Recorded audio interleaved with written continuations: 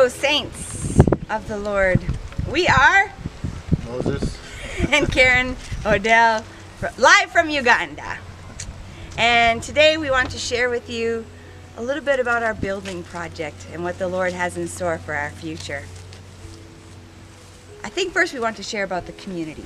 Moses, do you want to describe the community that we're living in, moving to? The community that we're living in and moving into is a community that has gone through a lot of civil war for over 25 years.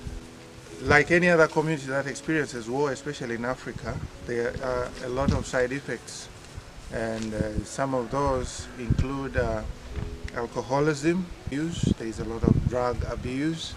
There is a lot of poverty. There is a lot of also dependency, and that dependency is somehow created by the interventions of the international community over a long period of this community being and living in camps, and so there is also a lot of sexual abuse and misuse, and we also have a lot of lack of resources, and one of the key resources that is missing out is a basic resource, which is water. And we have, as a couple, been affected by that in the past, but we thank God that we have done something through your help. We have dug a borehole. And the other issue that is in this community is also witchcraft and a lot of gambling and betting. You find young people gambling their lives and betting and wasting away. So these are the issues that we have seen in the daytime in this community. There should be more issues that we are not yet seeing, but these are the issues that we've seen. So, Karen, what is our water situation like? Well, thankfully, as of this week, we just got a borehole dug on the land. But the reason why we had to dig a well is because city water is at the moment even not there. So for 27 days already, the whole city of Gulu has not had water. So unless you have your own well, you don't have access to water, or you're ferrying water from far away. So we were not able to start our construction process, and that delayed a lot of things. But the Lord provided a well drilling team and the resources to be able to put a borehole on our land. And with that water, we also hope to share with our neighbors. Kids were already lining up with their jerry cans and filling up the water, and we want to use that in the future to still share with our neighbors and have that as a place of opportunity to build relationships and share the gospel through the water that we can share with them. Yeah. All right, we have had a delay in the process of getting the full land title. Moses, do you want to tell them why it's so hard to get a land title? Well, the process here is quite very different from your processes in North America, because the land here is held under what is called freehold ownership, which basically means that if my great-grandparents owned this land, this is my land.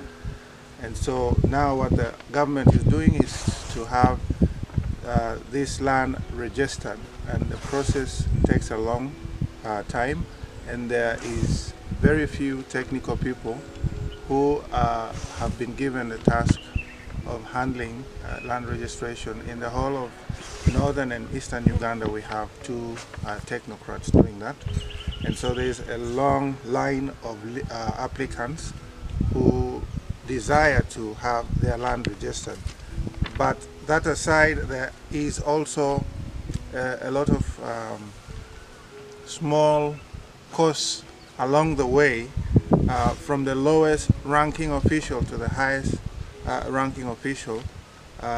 Through the process of land registration, there are a lot of meetings, there are a lot of people to handle a particular land case, and this is done to avoid legal battles in future.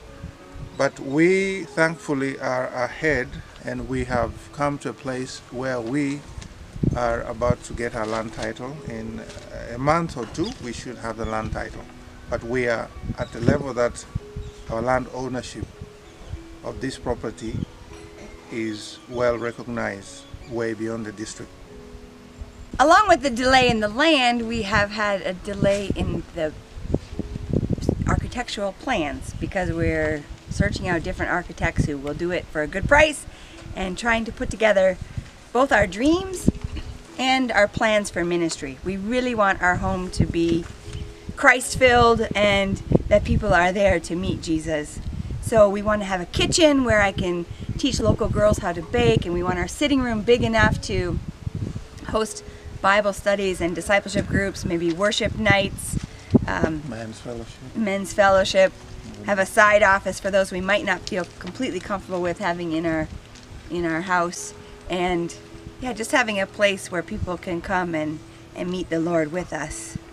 And so we're getting all of that ready, but also, yeah, we might have future dreams for the land. It's 3/4 of an acre, so if those small groups become something bigger in our, I even want to call it subdivision, there's no church. Yeah. And so there's a possibility that we could build a tiny structure that could be like a community hall or a church, and maybe a guest house for visitors or those who need a time of respite. Or even a team that could come from North America and they want to join us in service. But for now, our first project is to build a home that is really a home but a ministry center at the same time. We wish that we could give you a full budget proposal, but it is really hard because each section takes, I think, more money than we think.